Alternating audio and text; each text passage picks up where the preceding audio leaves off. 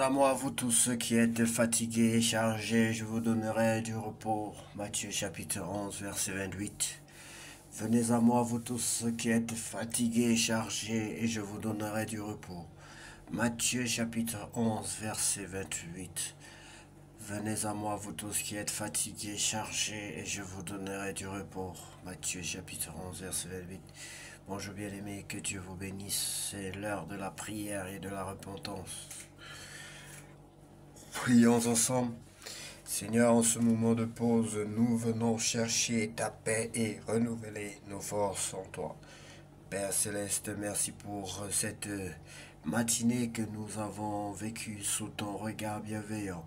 Alors que cette journée avance, nous te remettons nos préoccupations et nos tâches.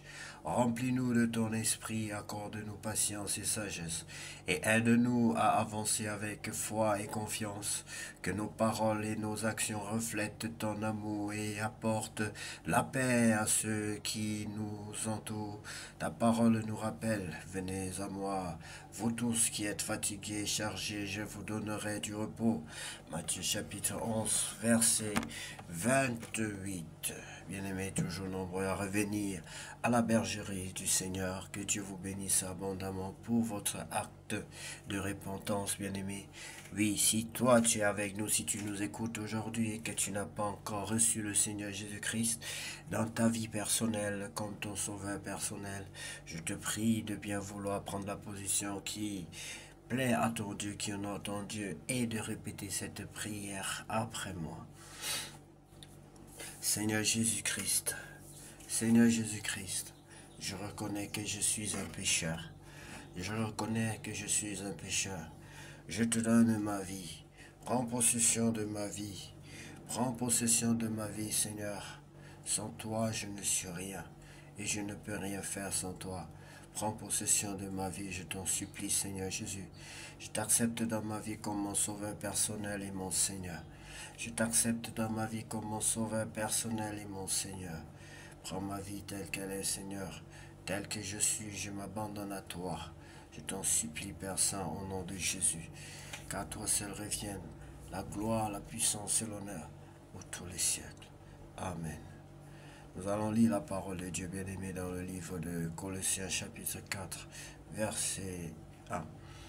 Maîtres, traitez tous vos esclaves de façon juste et honnête. Oui, vous le savez, vous aussi, vous avez un maître au ciel. Conseil, continuez à prier fidèlement ainsi vous serez toujours prêts à remercier Dieu. Priez aussi pour nous, que Dieu nous donne l'occasion d'annoncer sa parole. Ainsi, je pourrais parler du mystère que Dieu réalise par le Christ, pour lequel je suis en prison. Priez donc pour que je parle de lui ouvertement, comme je dois le faire, avec ceux qui ne sont pas chrétiens. Profitez du temps que Dieu vous laisse, que vos paroles soient toujours agréables et intéressantes. Répondez à chacun comme il faut. Salutations, type Tichique vous donnera toutes les nouvelles à mon sujet. C'est un frère et un ami, un serviteur fidèle qui est avec moi au service du Seigneur. Et je vous l'envoie surtout pour vous donner de nos nouvelles et pour vous encourager. Onésime, ce frère fidèle et très aimé, est avec Tichique. C'est quelqu'un de chez vous. Ensemble, ils vous raconteront tout ce qui se passe ici. Aristarque, qui est en prison avec moi, vous salue. Marc, le cousin de Barnabas, vous salue aussi. Vous avez reçu des conseils au sujet de Marc. S'il vient chez vous, recevez-le bien. Jésus, qu'on appelle Justus, vous salue également. Parmi les Juifs devenus chrétiens, ce sont les seuls qui travaillent avec moi pour le royaume de Dieu. Ils m'ont donné du courage. Epaphras, qui est le de chez vous, vous salue salut. Ce serviteur du Christ Jésus combat pour vous dans ses prières. En effet, il demande que vous restiez parfaitement chrétien et toujours en accord avec ce que Dieu veut. Il travaille beaucoup pour vous, pour les chrétiens de Laodicée, pour ceux de Hiérapolis. J'en suis témoin. Luc, notre ami médecin, vous salue, ainsi que Démas. Saluez les frères et sœurs chrétiens qui sont à Laodicée, avec Nympha et avec la communauté qui se réunit dans sa maison.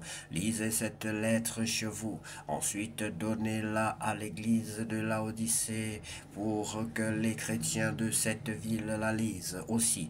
Et vous, lisez la lettre qui arrivera de Laodicée. Dites à Archippe, attention, tu es chargé d'un travail au service du Seigneur. Fais-le correctement. Voici la salutation que moi, Paul, je vous écris de ma main. Souvenez-vous que je suis en prison. Que Dieu vous bénisse. Paul étant en prison, bien-aimé, continue à travailler pour le Seigneur. Quand tu es un peu persécuté, tu abandonnes la mission. Non, bien-aimé, c'est souvent dans la souffrance qu'il faut servir Dieu. C'est souvent dans la souffrance qu'on sert Dieu. Nous prions Dieu de ne pas le servir, peut-être étant souffrant. Mais Paul pouvait dire que c'est dans ma faiblesse que je suis fort.